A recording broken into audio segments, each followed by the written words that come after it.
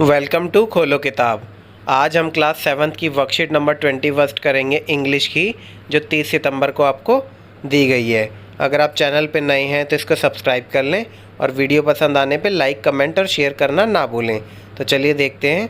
सबसे पहले स्टूडेंट यहाँ अपना नाम लिखेंगे, यहाँ क्लास टीचर का नेम हो जाएगा। तो ये है ब्रिंगिंग अप कारी। कारी क्या है? एक एलिफेंट है। इसको आपने इसका चैप्टर आपने पढ़ा भी होगा। तो इसमें इसका एक स्टार्टिंग का कुछ पैराग्राफ और उसकी समरी टाइप है।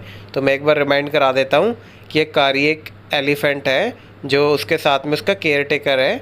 ये आपस में कैसे एक दूसरे की बातें सीखते हैं और क्या क्या कुछ होता है, ये सब इसमें बताया गया है।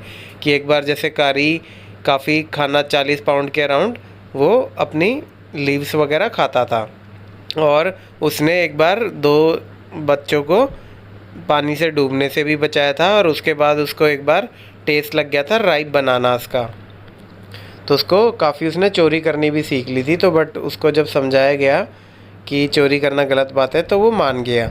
और उसके बाद हम इसमें बताया गया था एक मास्टर कॉल देता है जो उसका मास्टर होता है एलिफेंट का, ताकि वो सीधा आके उससे मिल सके। कहीं पे भी अगर कोई हो, अगर कोई मदद मांग रहा हो वो उसका मास्टर, तो वो सीधा उसी आवाज़ की तरफ जाता है। तो ये सब हम इसमें पढ़ेंगे। ब्रिंगिंग अप कारी। तो कारी क्या था? This is a story about the friendship between a little boy and a baby elephant. ये जो कहानी है ये दोस्ती को बताती है एक छोटे बॉय का और एक बेबी एलिफेंट की। The writer was 9 year old when he got 5 month old कारी। जो राइटर था जिसकी बात है, जो लिटल बॉय था, वो 9 साल का था जब उसको मिला था कारी। और कारी की क्या उम्र थी? 5 महीने की। Although Kari did not eat much, he needed 40 pounds of twigs every day to chew and play with. वैसे तो कारी ज़्यादा नहीं खाता था, पर फिर भी उसको 40 पाउंड चाहिए होता था। अपने क्या चीज़ चाहिए होती थी? ट्विग्स। ट्विग्स होती हैं जो नई नई जो पेड़ के ऊपर टहनी आती है ना, कच्ची टाइप की, उसको बोलते हैं ट्विग्स। एवरी डे, हर रोज़ उसको इतना चाहिए होता था और खेलने के लिए। अब देखो, वो हाथी का बच्चा इतना छोटा था पर फिर भी 40 पाउंड का मतलब है 18 सवा 18 किलो का उसको ये चाहिए होता था। मतलब ये दिखाया गया है कि छोटे हाथी भी कितना खाते, तो बड़े कितना खाते होंगे। Every morning the child took Kari to the river for his bath. हर रोज़ वो बच्चा या लेखक है वो कारी को लेकर जाता था नदी पे उसको नहलाने। Next they went to the jungle where the boy cut tender juicy twigs for Kari's dinner. उसके बाद वो बॉय जाता था, बॉय मतलब ऑथर है यहाँ पे, जो ये लिख रहा है, राइटर है, वो जंगल जाता था जहाँ से वो कैरी के लिए ट्विग्स लेके आता था, कच्ची कच्ची टहनियाँ तोड़ के लाता था कैरी के डिनर के लिए। One day when the child was cutting the young branches of banyan tree. अब देखो, ये यंग ब्रांचेज क्या है? यही होता है जो इसमें बताया गया ट्विग्स। यहाँ अब आपको पता चल भी गया होगा। Off a banyan tree he heard Kari's voice calling out to him. एक दिन उसको क्या देखा उस बच्चे ने, जब वो काट रहा था नई नई टहनियाँ बनियान ट्री की। कारी को बनियान ट्री की टहनियाँ ट्विग्स खाना बहुत पसंद था, तो उसने आवाज़ सुनी कि कैरी उसको पुकार रहा है। The child thought someone was hurting Kari. Child को लगा कि कोई कैरी को मार रहा है। He ran around looking for Kari till he came to the river and saw Kari's trunk on the water surface. वो भागा इधर उधर और जब तक उसने कैरी को देखा तो कैरी रिवर के अंदर से उसको कैरी का ट्रंक दिखा, उसकी सूंड दिखी। He thought Kari was drowning but he felt helpless as the baby elephant was too heavy for him to pull out. उसको सबसे पहले लगा कि कैरी डूब रहा है, पर वो कुछ भी नहीं कर पाता। क्यों? क्योंकि कर सकता था, क्योंकि इतना बेबी जो एलिफेंट है वो भी इतना हैवी था कि वो उसको खींच नहीं पाता। As soon as Kari saw the child he started trumpeting. जैसे ही कैरी ने उस बच्चे को देखा या अपने मालिक को देखा कि वो ही स्टार्ट ट्रम्पटिंग, वो आवाज़ करने लगा। He swam to the shore and pulled the child into the river. ही स्वयं वो शोर तक आया, नदी के किनारे, और pulled the child into the river. ये उसने बच्चे को रिवर में खींचा। The child saw a boy lying under water. तो जो यहाँ वाला जो चाइल्ड है, पुल्ड द चाइल्ड, ये इसका मालिक के बारे में है। फिर उस मालिक ने क्या देखा कि एक बॉय है वो lying under water close to the river bed. उस पानी की नदी के किनारे उसको एक बच्चा बेहोशी की हालत में मिला।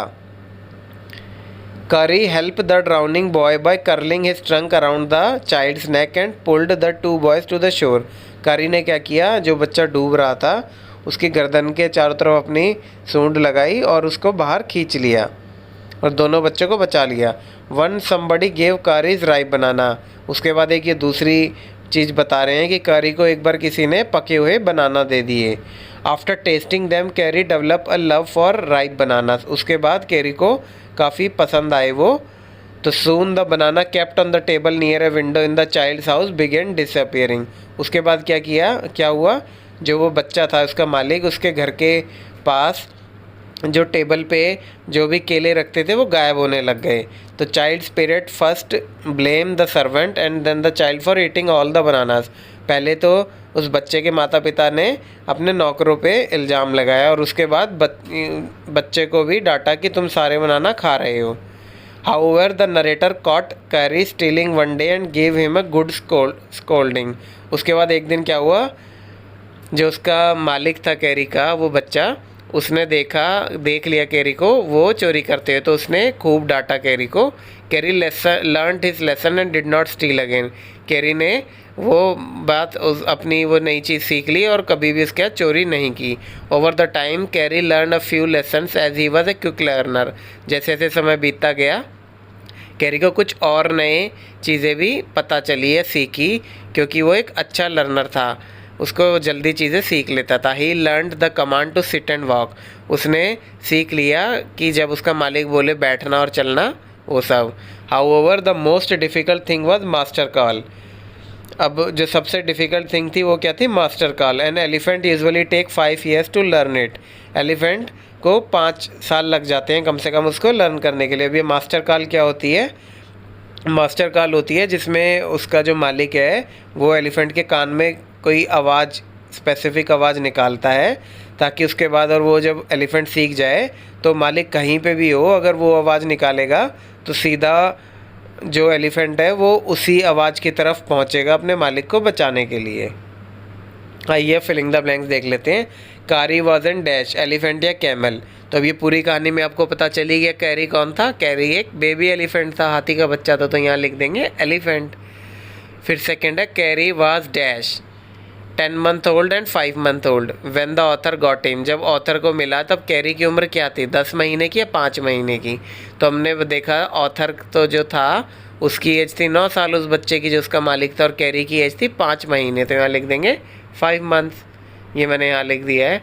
फिर है carry needed dash of twigs every day. Carry को कितनी ट्विग्स चाहिए थे. ट्विग्स मैंने बताया था नई ब्रांचेज हैं, कितनी चाहिए होती थी कैरी को, 40 pounds. और अगर कोई कल को आपको पूछे 40 pound कितना होता है, तो 40 pound होता है 18 किलो से थोड़ा सा ज़्यादा. फिर नेक्स्ट है Kari curled his trunk around the child's dash and pull the boys. Kari ने जब बच्चों को डूबने से बचाया था तो उसने अपनी सूंड को बच्चे की किसकी तरफ घुमाया था. एब्डोमेन मतलब होता है पेट के आसपास, और नेक होता है गर्दन, तो उसने नेक पकड़ के बाहर निकाला था, तो यहाँ आ जाएगा नेक. फिर नेक्स्ट है Kari develop taste for dash. Kari को जब एक बार किसी ने केले दिए थे, तब उसको पके हुए केले दिए थे, तब उसको कैरी को वो बहुत अच्छे लगे थे. तो कैरी को डेवलप टेस्ट फॉर क्या हुआ था, राइप बनानास. अब next answer the following questions. पहला क्या है, how old was the author when he got carry. जब ऑथर की क्या उम्र थी जब उसको कैरी मिला. तो हमने यहाँ बताया भी था ऑथर की क्या उम्र थी, ऑथर की उम्र 9 साल की थी. The author was 9 year old when he got Kari. फिर सेकंड क्वेश्चन है why did the author take Kari to the river. Author है या उसका मालिक है वो कैरी को रिवर में क्यों लेके जाता था, तो उसको नहलाने लेके जाता था. The author took Kari to the river for his bath. अब यहाँ याद रखना ऑथर का मतलब ये नहीं है कि उसका मालिक. ऑथर होता है जो आपको एक कहानी लिखता है, जो ये कहानी जिसने अपनी कहानी लिखी है उसको हम ऑथर बोलते हैं. फिर थर्ड क्वेश्चन है how did carry save the drowning boy. Carry ने डूबते हुए बच्चों को कैसे बचाया. तो कैसे बचाया था कैरी ने डूबते हुए बच्चों की गर्दन के चारों तरफ अपनी सूंड घुमा के और उनको बाहर खींच लिया था.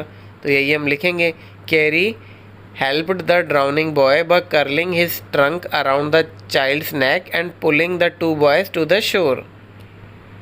तो अब देखते हैं discussion on grammar point. Grammar point पे भी डिस्कस कर लेते हैं. In the above story, we can see some phrases like little boy, juicy twigs. In these phrases, the word in the bold letter tells something about the noun word followed by them. अब आपने story पढ़ ली, इसमें आपने कुछ phrases देखे होंगे जैसे little boy, juicy twigs. तो इस फ्रेजेस में जो हमने बोल्ड लेटर किया है जैसे लिटल और जूसी, ये क्या है कि इस नाउन की विशेषता बता रहे हैं। जैसे बॉय नाउन है तो उसकी विशेषता बताते हैं, कौन सा बॉय है, लिटल बॉय। ट्विग्स, कैसे ट्विग्स है, जूसी ट्विग्स। तो ये विशेषता बताते हैं, इनको क्या बोलते हैं, विशेषण, या हम बोलेंगे adjectives. An adjective is a word that tell something about a noun और अ प्रोनाउन। एडजेक्टिव एक वर्ड होता है जो नाउन या प्रोनाउन को कुछ उसके बारे में बताता है। जैसे in the phrases good people, तो जैसे पीपल तो नाउन हो गए ना, पीपल कैसे हैं, गुड है, तो उसकी विशेषता बता रहा है ना, तो ये एडजेक्टिव हो गया।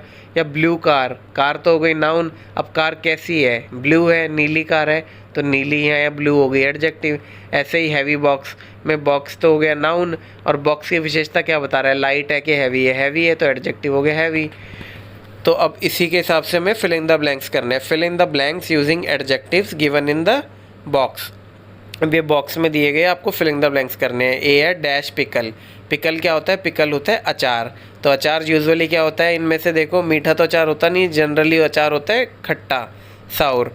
तो ये आ जाएगा, इसमें एडजेक्टिव कौन सा हो गया, अचार कैसा है, खट्टा है, तो यहाँ आ जाएगा सौर। तो एडजेक्टिव यहाँ है सौर। ऐसे बी क्या है, डैश सरफेस। अब इसमें से देखो सौर तो हट गया, चार बच गए। अब सरफेस क्या है, सरफेस प्लेन भी हो सकता है, रफ भी हो सकता है, तो यहाँ रफ सेट हो रहा है। तो सरफेस क्या हो गया, नाउन, और नाउन की वो क्या बता रहा है, रफ। कैसा नाउन, कैसा सरफेस है, रफ है, तो रफ हो गया इसका एडजेक्टिव, तो यहाँ आ जाएगा रफ एडजेक्टिव। फिर सी है मिल्क। अब मिल्क कैसा है, ये बचे तीन। मिल्क कैसा होगा, राइप तो होता नहीं है मिल्क, तो दूध कैसा हो सकता है, दूध मीठा हो सकता है, तो दूध तो हो गया नाउन, और स्वीट हो गया एडजेक्टिव, तो स्वीट मिल्क हो गया। अब अगला है डी डैश बनाना। बनाना कैसे होते हैं, बनाना पके हुए होंगे, बनाना तो हो गया नाउन, और राइप होता है पके हुए, तो कैसे बनाना है, राइप, तो राइप यहाँ हो गया एडजेक्टिव। फिर ई है डैश बॉय। बॉय क्या बचा, बॉय तो हो गया नाउन, और बॉय क्या है, ब्रेव है कि वीक है कि अगली है कि गुड लुकिंग है, ये सब हो गए उसके एडजेक्टिव। तो बॉय नाउन और उसके आगे आ गया ब्रेव, तो ब्रेव बॉय हो गया। इसी के साथ हमारी ये वर्कशीट आज की कंप्लीट हुई। मिलते हैं नेक्स्ट वीडियो में नेक्स्ट वर्कशीट के साथ। Don't forget to like, comment, share and subscribe the channel. Thank you.